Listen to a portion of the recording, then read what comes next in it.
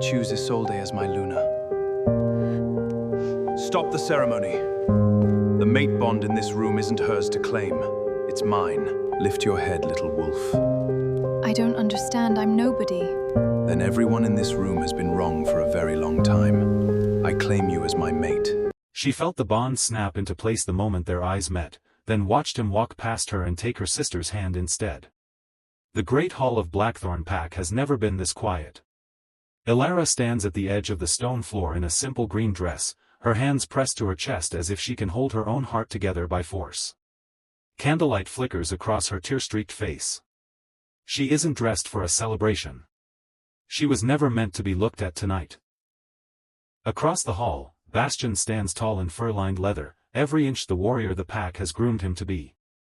The moment his eyes met Elara's, something in her chest had roared to life. Mate. Her wolf had known it before she did.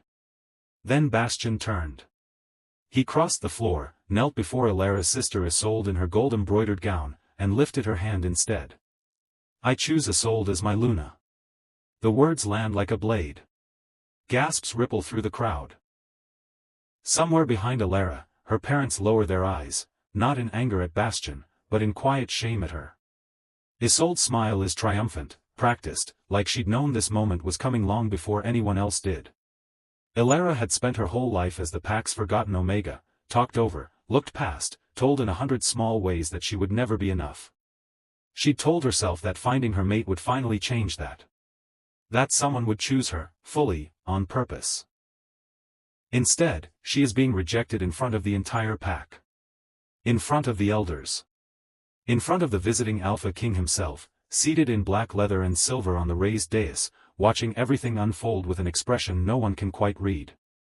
Elara starts to turn away. If she can just make it to the door before she breaks completely. A chair scrapes hard against stone. Every head in the hall turns at once. The Alpha King is on his feet. He hasn't looked away from her all night. Not once, though no one noticed until now. And when he finally speaks, his voice cuts clean through the silence. Stop the ceremony. The mate bond in this room isn't hers to claim. His eyes never leave Elara. It's mine. Subscribe to find out what happens next, and drop a comment telling me where you're watching from. I'd love to say hi and hear how far our story has traveled with you. The candles along the great hall burn low and gold, and the whole pack holds its breath as the mate ceremony begins. Elara stands where she always stands, at the edge, half in shadow, where no one has to look at her if they don't want to. Her sister Isolde is at the center of the room, glowing in cream and gold, exactly where she has always believed she belongs. When Bastion steps forward, something inside Elara ignites before she can stop it. A pull low in her chest, warm and unmistakable, rising up through her like the first breath after drowning. Mate. Her wolf presses against her skin, desperate and joyful, certain for the first time in 22 years that she is finally about to be chosen. Bastion's eyes lock onto hers. For one heartbeat, the whole hall disappears. There is only him, and the bond humming between them, and the years of quiet hope Elara had never let herself say out loud. Then he blinks. Looks away. And walks straight past her. He crosses the floor to Isolde, drops to one knee, and lifts her hand to his lips. I choose Isolde as my Luna. The words hit Elara like cold water. Somewhere behind her ribs, the bond she felt only seconds ago curdles into something sharp and humiliating. She waits for him to look back, to explain, to tell her it was a mistake. He doesn't. He only smiles up at her sister like Elara was never standing there at all. The murmurs start slow and spread fast. Poor thing. Did you see her face? She actually thought. Someone laughs behind a raised hand. Someone else doesn't bother hiding it at all. Isolde turns, finally, and finds Elara's eyes across the hall, and for just a moment, before she smooths it into practiced sympathy, there's something like triumph in her sister's face. Not surprise. Not confusion. Triumph. Elara's parents stand near the front, and neither of them meets her gaze. Her mother studies her own hands. Her father studies the floor. There will be no comfort from them tonight, and some small, tired part of Elara isn't even surprised. She presses her palm flat against her chest, as if she can hold herself together through sheer pressure alone, and starts backing toward the doors. If she can just get outside, into the cold air, before the tears fall in front of all of them. Wait, someone calls out, mocking. Don't you want to congratulate the happy couple? Laughter again. Louder this time. Elara doesn't stop walking. She keeps her chin low and her eyes on the stone floor, counting her own footsteps because it's easier than hearing what's being said about her. Isolde's voice rises above the rest, sweet and cutting all at once. Oh, don't be dramatic, sister. It's not like he ever looked at you twice before tonight. More laughter. Elara's throat tightens until she can barely breathe, and still she walks, because stopping means breaking, and breaking in front of this room is the one thing she refuses to give them.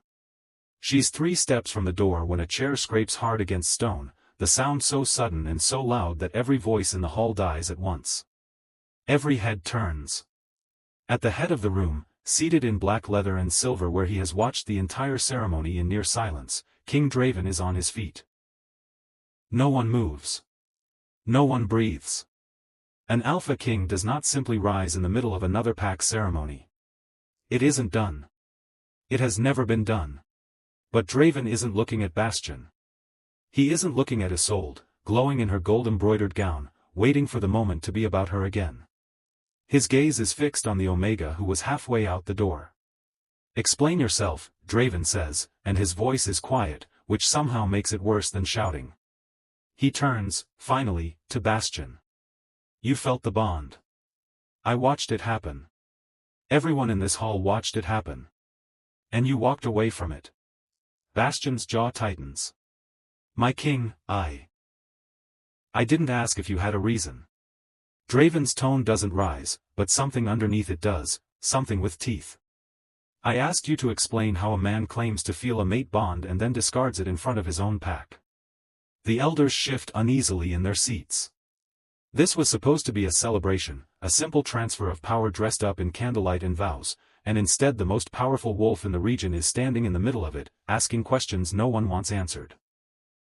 Bastion recovers his composure, or tries to. With respect, King Draven, the bond one felt was weak. Uncertain. What I feel for Isolde is far stronger, far more. A mate bond doesn't announce itself as uncertain. Draven's eyes haven't left Elara once. It doesn't ask permission to be strong. It simply is. Isolde's smile has gone thin at the edges. She glances toward her father, toward the elders, looking for someone to step in and end this before it goes further.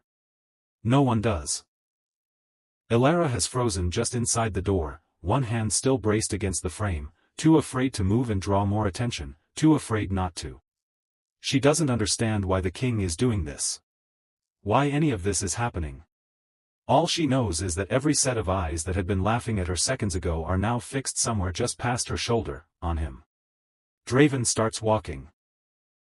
He comes down from the dais slowly, deliberately, the sound of his boots against stone the only noise in the entire hall. He crosses the distance Bastion refused to close, past the murmuring pack members, past Isolde's stunned face, until he is standing close enough that Elara has to tilt her head back to hold his gaze. Up close, she can see it, something shifting behind his expression, disbelief warring with certainty. Do you know what I've been smelling since the moment I sat down tonight? He asks her quietly. Elara shakes her head, throat too tight to speak. Rain on cedar. Wild honey. His eyes narrow, like he's still trying to convince himself it's true. It's been driving me half out of my mind for an hour, and I couldn't understand why, because it wasn't coming from anywhere near the front of this hall. His voice drops lower. It was coming from you. The entire time. Gasps ripple outward through the crowd, quiet at first, then louder as the words register. That's impossible, one of the elders finally says, rising halfway from his seat. She's an Omega. An unclaimed, unranked Omega. The scent of a king's mate doesn't hide inside someone the pack has spent years overlooking. And yet. Draven doesn't look away from Elara. Here we are. Bastion's confidence has drained out of him entirely now, replaced by something closer to panic. That's not possible. I felt a bond with her myself, I know I did. You felt something, Draven says, not unkindly, though there's an edge under it that makes Bastion flinch. A resonance. A compatibility bond, maybe, weak enough to be mistaken for the real thing if you wanted badly enough to believe it. But it was never a true mate bond. Not with her. His gaze flicks, briefly, dismissively, toward Isolde. And not with her sister either, if we're being honest about what's standing in front of me right now. Isolde's mouth opens, then closes. For the first time all evening, she has nothing sweet or cutting to say. Ilara can hardly process any of it. Her hands are trembling, her wolf pacing anxious circles beneath her skin, torn between the humiliation still burning in her chest and the impossible, terrifying hope unfurling right alongside it. I don't understand, she whispers, and it's the first thing she's said since the ceremony began. I'm nobody. I'm the Pack's forgotten Omega. Everyone in this room can tell you that. Then everyone in this room has been wrong, Draven says, for a very long time. He reaches out, slowly, giving her every chance to step back if she wants to. She doesn't. His fingers brush her jaw, tilting her face gently up toward his, and the moment his skin touches hers, something in the room shifts. A pressure change, like the air before a storm breaks. Silver light begins to curl around them both, faint at first, then brightening, spinning off Ilara's skin and Draven's in slow, deliberate spirals. The elders come to their feet. Somewhere in the crowd, someone whispers the old prayer under their breath without seeming to realize they're doing it. The bond doesn't lie, Draven says, loud enough now for the entire hall to hear. And it isn't asking anyone's permission tonight. His eyes hold hers, steady, certain, nothing like the careless dismissal she'd braced herself for her entire life. Ilara of Blackthorn Pack. In front of your pack, your elders, and the moon goddess herself, I claim you as my mate. The silver light flares bright enough to steal the breath from every wolf in the room. It wraps around Ilara like something alive, warm instead of overwhelming, settling into her chest exactly where the ache has lived for as long as she can remember. For one suspended second, the entire hall seems to hold its breath along with her. Then, unmistakably, felt by every wolf present at once, a second pulse of power answers from somewhere beyond the walls of the hall itself. Ancient. Certain. Undeniable. The moon goddess has confirmed the bond. The pack that laughed at her only minutes ago is on its knees before she's even understood what's happening, a wave of instinct older than any of them, older than pride or cruelty or the small, ugly comfort of watching someone else be smaller than you. Bastion looks like a man watching the ground open beneath his own feet. Isolde has gone pale as the gown she wears, her triumph nowhere to be found now, replaced by the dawning, horrified understanding of exactly what she has lost, and exactly what she never actually had to begin with.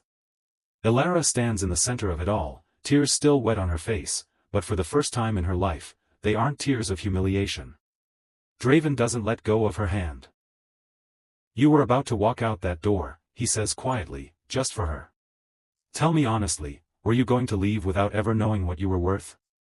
Ilara looks past him, at the pack now kneeling, at her sister's stunned silence, at the life she'd resigned herself to only minutes before. Then back at him. I didn't think there was anything left to know, she admits. There's an entire kingdom that's about to disagree with you. Subscribe to keep reading, and comment where you're tuning in from. I'd genuinely love to say hello and find out how far this story has traveled to reach you. By morning, the story has already spread through every corner of Blackthorn territory, twisted and reshaped with each retelling, until Bastion can barely walk through his own pack house without hearing his name whispered behind closed doors. He finds Isolde in the east corridor, still dressed in yesterday's gown, staring at nothing. We need to talk about last night, he starts. There's nothing to talk about. Her voice is brittle. You humiliated yourself in front of a king. I humiliated myself standing next to you. I felt something with you. I know I did. You felt convenient, Isolde snaps, and for the first time, there's no performance in it, no careful sweetness. Just exhaustion and fury, aimed as much at herself as at him. You wanted the bond to be real so badly you talked yourself into it. And I let you, because I wanted it too. Bastion has no answer for that. He'd spent so long certain of his place, future beta, chosen mate, golden son of the pack, that watching it unravel in a single evening has left him hollow in a way he doesn't have words for yet. Outside, the pack that once fell over itself to please them has already begun to turn. Pack members who used to greet Isolde with careful flattery now find urgent business elsewhere when she passes. Elders who once praised Bastion's future as beta now speak in low voices about judgment and impulsiveness and whether a man who mistook a weak bond for a true one should be trusted with a pack's leadership at all. Nothing is said to their faces. Everything is said just loud enough to be overheard. Isolde watches it happen from behind a curtain, arms wrapped around herself, and understands, perhaps for the first time in her life, what it feels like to be the one the room quietly decides isn't worth much after all. Miles away, in the stone archive beneath King Draven's own territory, Elara stands in front of a wall of records older than the pack she grew up in. "My mother," she says quietly, tracing a name in faded ink. "You're telling me she's mentioned here?" The pack historian, an elderly wolf named Mara with sharp eyes and careful hands, nods. "Your mother saved the Queen Mother's life during a rogue attack, decades ago. Pulled her from a collapsed ridge with her bare hands and vanished before anyone could learn her name. The royal family searched for years." She turns a page, revealing a sketch, rough, faded, but unmistakable in the shape of the jaw, the set of the eyes. "We assumed the line had died out. We were wrong." Elara stares at the drawing of a woman who looks unsettlingly like her own reflection. "She never told me any of this. Would you have believed her?" Mara asks gently. An Omega, raised to think herself unwanted, told she descends from a bloodline the crown itself has been searching for? Some truths need proof before they can be carried. Elara thinks of her mother's lowered eyes in the great hall, the shame she'd mistaken for indifference. Perhaps it had never been shame at all. Perhaps it had been fear. Of a truth too large to hand to a daughter who'd spent her whole life being told she was small. The proof doesn't erase the years of being overlooked. But it rewrites them, just slightly. She wasn't ordinary and unwanted. She was hidden. The rest of the court doesn't take the news as gracefully. Within weeks, whispers reached Draven of nobles gathering quietly in private halls, uneasy about an Omega, untitled, untrained, raised outside the palace, set to become their queen. Some fear what her claim to an ancient bloodline might mean for their own standing. Others simply cannot stomach the idea of a woman who once scrubbed floors for her sister's approval now wearing a crown above their heads. Word of the attack, and of what Elara did to end it, spreads through the kingdom faster than any rumor about her rejection ever did. This time, the whispers aren't cruel. They're something closer to reverence. The pack that once laughed at an unwanted Omega now speaks of a woman who tore through trained attackers to shield a king with her own body, powers blazing, exactly as the old stories always promised a true moon wolf would. Even Isolde hears it, secondhand, from a pack member who no longer bothers lowering their voice around her. She says nothing. There is nothing left to say. The coronation is set for the first full moon of spring. The night before, Draven finds Elara on the same balcony where the first attempt on her life had nearly succeeded, now strung with lanterns instead of danger, the whole kingdom spread out silver and quiet beneath the moonlight. "You don't have to do this," he tells her, and means it. The bond is already real. The crown doesn't have to be part of it if you don't want it. You could walk away from all of this and still be mine, still be safe, still be enough. You always were, even before any of this. Elara turns the words over slowly, feeling how different they sound from every choice that has ever been handed to her before. Bastion choosing her sister without ever asking what she wanted, a pack deciding her worth before she'd had the chance to prove it herself, a lifetime of being told what she was instead of being asked. For the first time, someone is asking. "I spent my whole life waiting to be chosen," she says finally. "Waiting for someone to decide I was worth staying for. I'm done waiting for that." She looks out at the kingdom, then back at him. "I'm not doing this because I need a crown to prove I matter. I'm doing it because I've finally seen what I'm capable of, and I don't want to shrink back down just because it would be easier for everyone else." "Then it's your choice," Draven says. "All of it. Starting now." "Then I choose it," Elara says, steady, sure, nothing at all like the trembling girl who once tried to slip quietly out of a hall full of people laughing at her. "I choose the crown. I choose the fight it'll take to earn it properly, not just the bond that handed it to me. And I choose you, not because the moon goddess decided it for us, but because I've had the chance to walk away, more than once now, and every single time, I've stayed because I wanted to. The following night, beneath a full moon that seems almost too bright for the sky to hold, the pack that once called her nothing kneels before the woman they overlooked for 22 years. Ilara stands tall in silver and moonlight, her mother's rediscovered bloodline etched into the crown resting against her hair, her wolf calm and radiant beneath her skin for the first time in her life. She is not the Omega anyone expected. She never asked to be. Subscribe and comment where you're watching from. I'd love the chance to say hello and hear how far this story has traveled with you.